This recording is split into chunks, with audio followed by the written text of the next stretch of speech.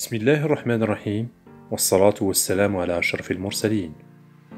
Mes chers élèves, vous êtes la bienvenue dans cette nouvelle séance.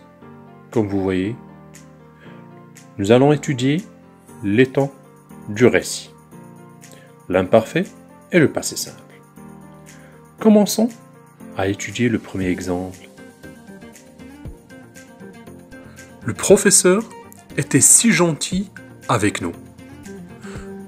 Où est le verbe dans cette phrase? C'est le verbe être. À quel temps il est conjugué? Il est conjugué à l'imparfait. Pour marquer quelle valeur? Évidemment, pour marquer la description. Et maintenant, on passe au deuxième exemple. Chaque jour, je révisais mes cours. Où est le verbe dans cette phrase?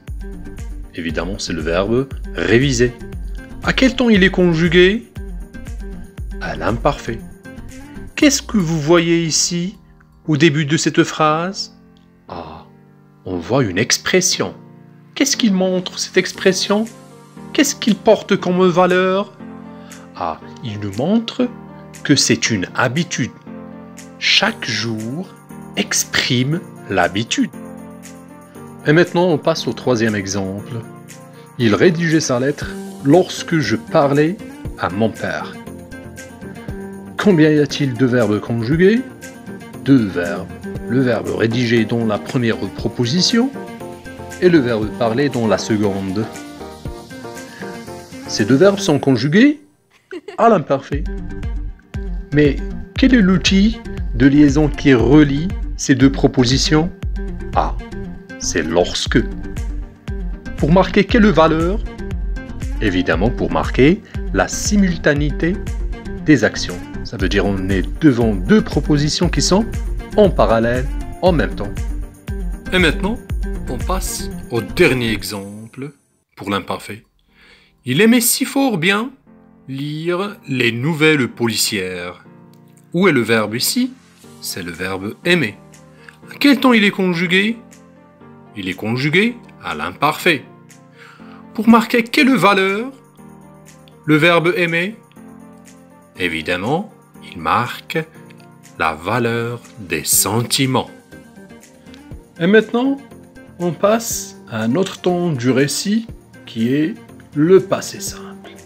Commençons à étudier le premier exemple. Le voleur attaqua une dame. Où est le verbe ici? C'est le verbe attaquer. À quel temps il est conjugué? Au passé simple. Quelle est sa valeur? Pour exprimer une action brève, courte et ponctuelle. Passons au deuxième exemple. Ma mère parla à mon père, me donna de l'eau et rangea la table. On est devant une phrase qui contient trois propositions. Quelle est la valeur dégagée de ces trois verbes? Évidemment, ces verbes indiquent des actions successives.